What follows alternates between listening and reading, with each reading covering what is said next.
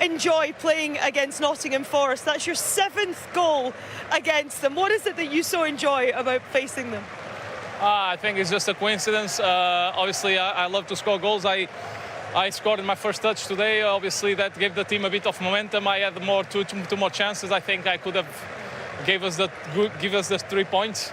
Unfortunately, I couldn't, and game on. What was said on the bench before you came on? Because it was both substitutes who made the impact after 22 seconds. I actually said to him, we were watching the cup cup goal 2 or 3 years ago where he passed it to me, and we were on the touchline there, and I was just saying, yeah, let's go now, recreate, you assist, take the corner. And it was a goal. It was one of those occasions. Everything went right. Like I said, I'm not happy because I think we could have won.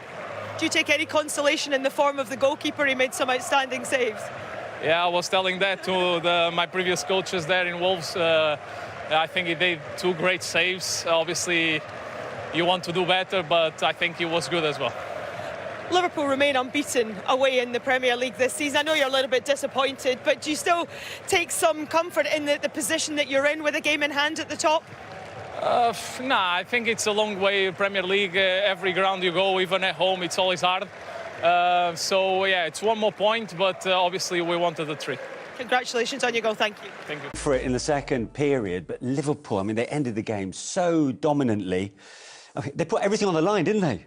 In the last 25, 30 minutes, I mean, it was all or nothing from them. Absolutely, yeah. I mean, they were chasing the game from the first half, going 1-0 behind, but I definitely thought they were the better team overall, even though I would have felt slightly sorry for Forest if they hadn't got anything out the game, because they put an awful lot in. But visually, they look so much fitter and so much stronger in that second half, Liverpool, that, as I say, if there was going to be a third goal and a deciding goal, I fancied it being Liverpool. I think Nottingham Forest will be relieved for the final whistle, more so than Liverpool. But it keeps it interesting. It was a great game for a 1-1. You know, it was not like it was filled with goals, but it had pretty much everything. Their goalkeeper, Sells, made a couple of brilliant saves as well. So, yeah, it was a fascinating game and typical Premier League game. Yeah, absolutely. And to sum up Liverpool's dominance, the last 13 shots on goal in that game came from Liverpool. That sequence was started by Diogo Jota's equalising goal. 22 seconds after coming off the bench on. That's what you want as a sub, isn't it? Come on, your first touch, little header. He always amazes me when he's in that box. The amount of headers he wins and the opportunities he gets, but the ball in now is an unbelievable, right in the area it needs to be, and he's there. And the header, it's a nice glancing header into that far corner, man. You'll be proud of that. It is, yeah, it is a really good header. I just wondered whether Murillo got a tiny touch on it, which would have made the header even more difficult. He wouldn't have had time to adjust. I thought it's just skimmed Murillo's head there. But we see him just coming on, having a quick chat with Luis Diaz, and then just ghosting between Wood and Murillo. And, I mean, just finding, here, this is the one. I just think it clips the head of the defender there. But anyway, it was a really good header, really important header. And I'm fascinated by how many goals he scores with his head for someone so small. I was just going to say, he's got this knack of getting in between big, you know, physical centre-backs. Yeah. But still manages to find that space. His timing is good. His jump is good. Not that he needed it necessarily there.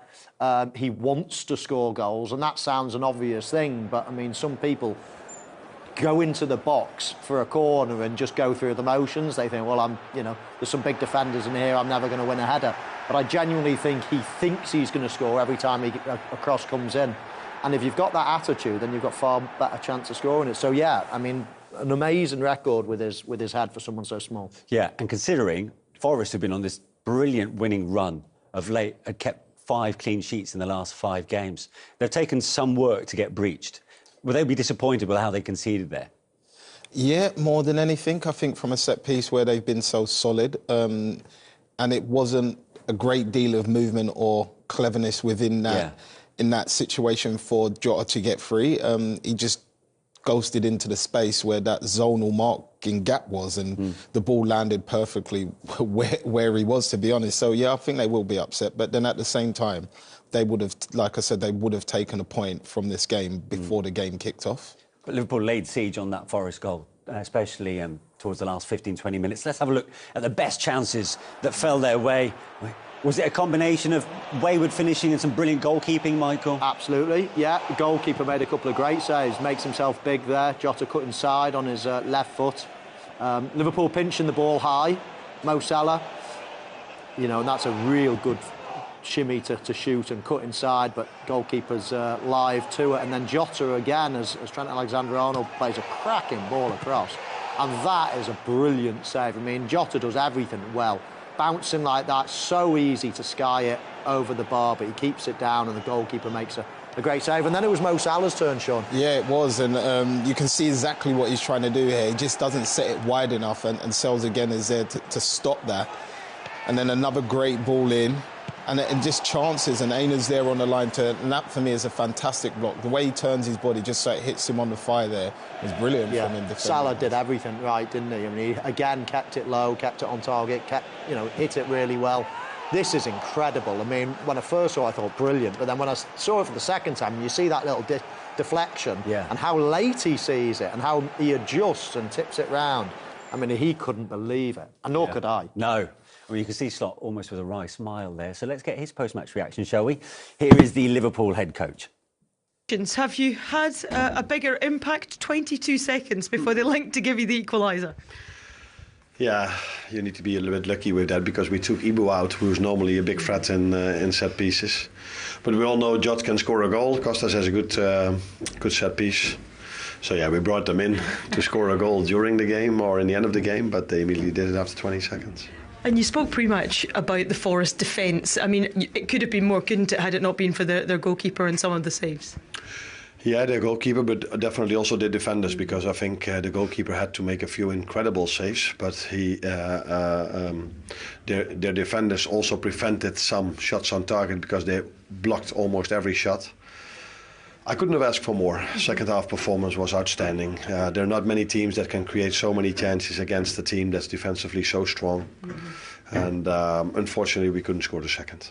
That's the thing, isn't it? They're quite happy for you to have the ball. How does that affect the dynamics and obviously the way you then have to go and try and break them down? It's so difficult. I said it after the United game.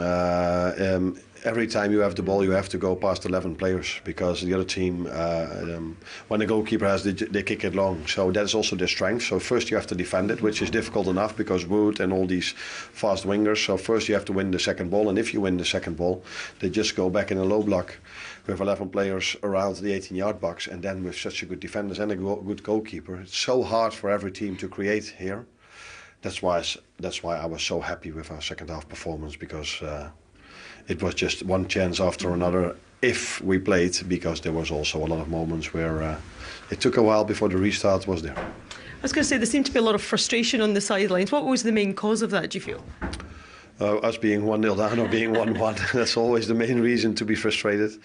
And then you want as much playing time as you can, but the team that's happy with the current result wants as less playing time as they possibly can. So there were, for example, a moment where they went to the floor. There was not a head injury, and the referee blows his whistle, and there's not even treatment. Those are moments you try to say, okay, this is maybe what they want, and let's try to prevent that. But yeah, that's not why we had a draw. I think Nottingham Forest can look back at a very good game, defended really well, and we can look back at a very good second half.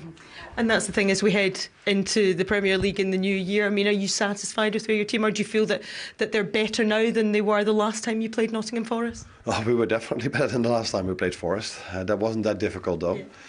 We didn't create much chances back then. We created a lot today. So second half of the season is always more difficult. You've already faced the team. They know us better. They know our playing style even better.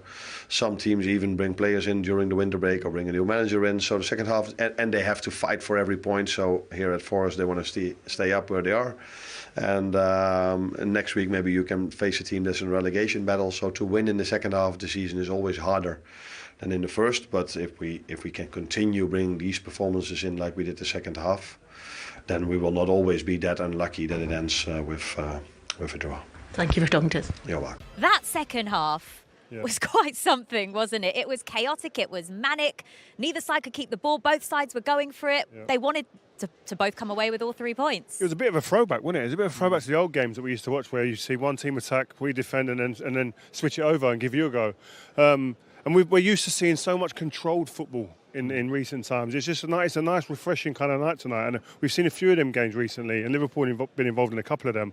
But I think Liverpool have shown great character today in going a goal down and then persevering, keep on going, keep pushing, get their rewards. 2 great substitutions play a part in the goal, and then keep pushing for that second goal. But at the same time, I think the way how resolute Nottingham Forest were at the back, the way they defended across the whole pitch, the structure of the team, and they were still a threat at times. Yeah. Liverpool was so much better in the second half, though. It still took until the 66th minute for them to get their first shot on target, which was that Jota equaliser, and it came just after Arne Slot made these 2 key substitutions in the 65th minute.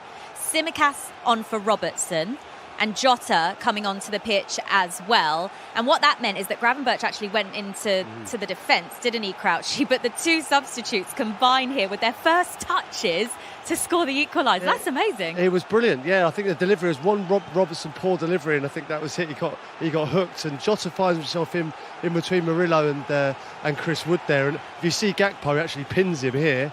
Gakpo just moves towards the goalkeeper. Sells can't get out. And what I love about Jota is, quite often Murillo wins that 9 times out of 10. But a proper goal scorer anticipates him missing the ball, and that's what he did there. He anticipated, he jumped it, he was ready for Murillo to miss it. He did miss it, and it was a great goal. It's just what Liverpool needed at that time. They're so strong defensively, Forest. What did they just not get right there?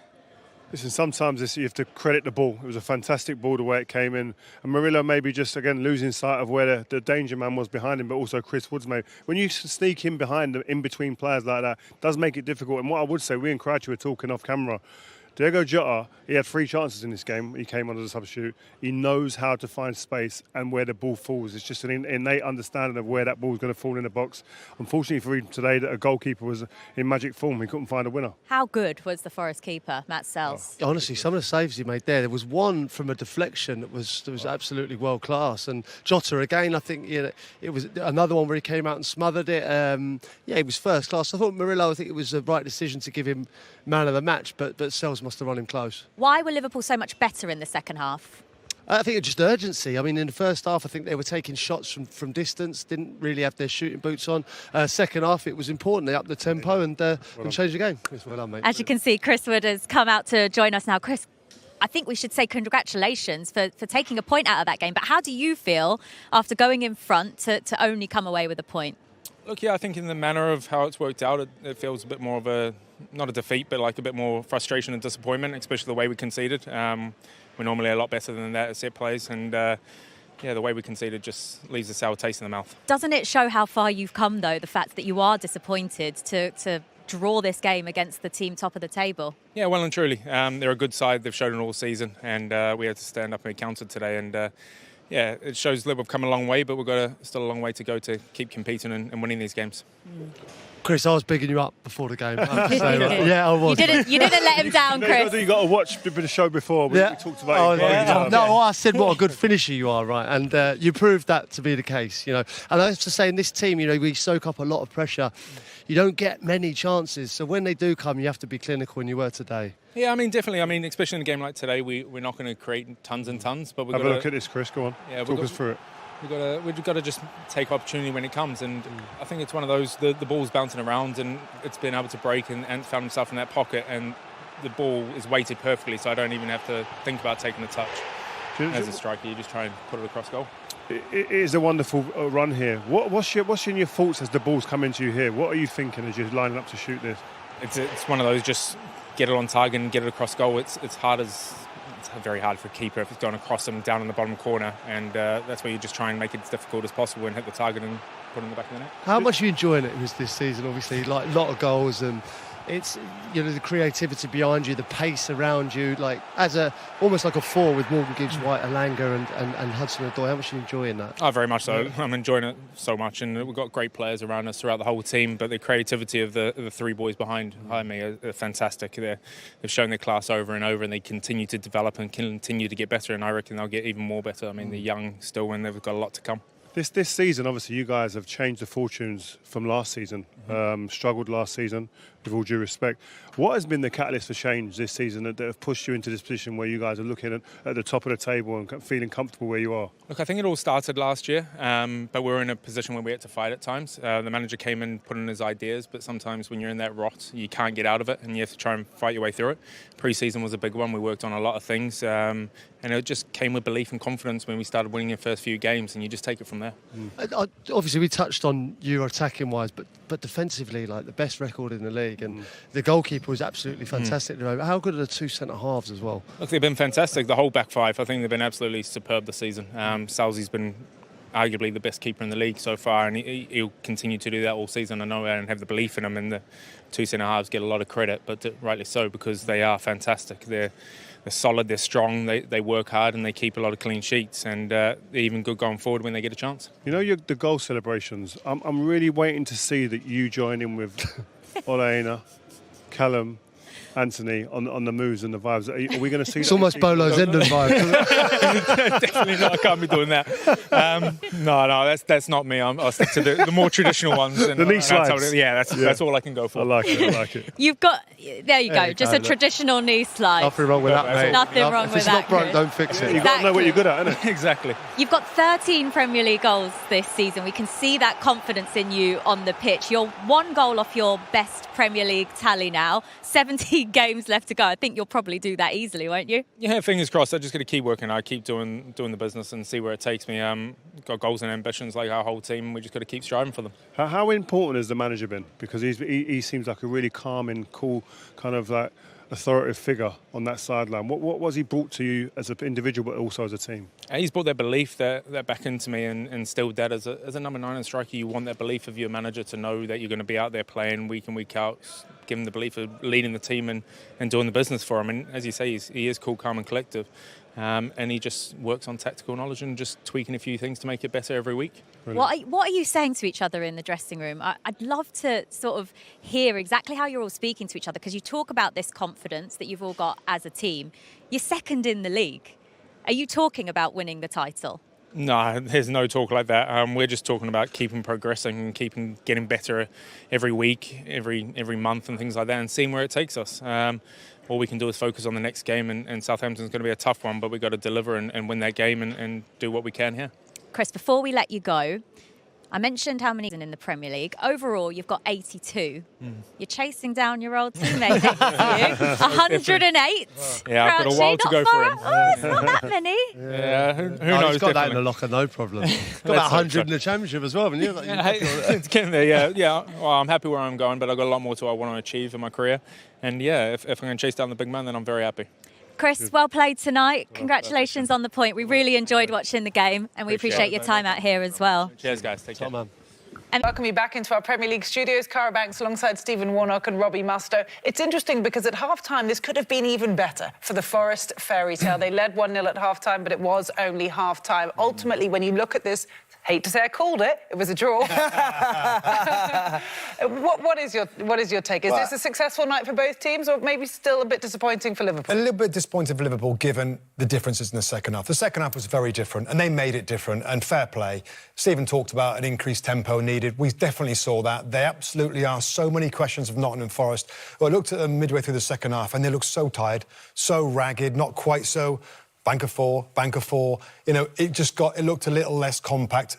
I mean, they run themselves into the ground, and you're seeing the scenes there and the fans cheering and appreciating what this team has done, what the manager's done, based on basically how much they care and how much they're running their socks off, every single player, to try and keep this run going. Liverpool can freshen it up with quality players off the bench, which they did. There was more freshness, again, more kind of differences in the way that they attacked. They will feel they should have won it, but fair play to Forest. And the goalkeeper, again, had a really big game. I mean, you called it with Jota. He came on as a substitute in the 66th minute. 22 seconds later, he scores a goal. There's something about... I'm sure it's the smallest guy in the box, for set pieces. He gets right in between, and he's done that before, by the way. And scores a header, to your point. Yeah. But there's something about having that talent on the bench that you know you can bring on, to your point, to keep them fresh. If you're Nottingham Forest, what are your emotions after this game? Do you know what? They'll be disappointed because they went 1-0 ahead. But then you've got to understand what you're going up against in Liverpool. I love the fact that when you watch Liverpool now, under Jurgen Klopp, we knew what we were going to get every week. Under Arne Slot, he's got the ability to tinker with the systems. You see Gravenberch go into the centre-back position, then he goes back into midfield. So you're constantly asked questions as a player. So Nottingham Forest today will be saying, he threw everything at us there. We conceded 1 goal. Yes, the goalkeeper was incredible in the way he played, but there'll be a sense that what could have been. However, it's still a brilliant result for them. What could have been, because at half-time you're looking at that and, the table would have been a little bit different. There would have just been 3 points between them and Liverpool instead of the 6. Nevertheless, they're up to second. And this is anything but over. I almost asked you in our coverage before the game, could this possibly be a fixture between 2 title contenders? What's your answer now? Well, I think when you look at the league table right now, they are in a position that deserves respect. And you've got to say they're in the race, because they're right there. They're in second place right now. There's a long way to go. And I think most people like us would expect them to drop out, but Leicester did in 2016. If they'd have won today, then maybe they think more special things are happening. But that's a difficult game. As Stephen says, Liverpool, found a way to throw so much at them. They just couldn't. There's the smallest guy from the set piece, the most least expected way of Liverpool to score in that goal. That's what happened in the game. They might be disappointed, Forest, but even so, that's still a great performance from them. But just quickly, haven't you been expecting them to drop out for a while, and that's just not happening? Yeah, that's right. Yeah, that's right. And that's why I won't rule them out. I won't rule them out. Say it. They're not in a race. I won't can't win it. I know, I won't say that. They're in the race. They're in the race. Yeah, they're in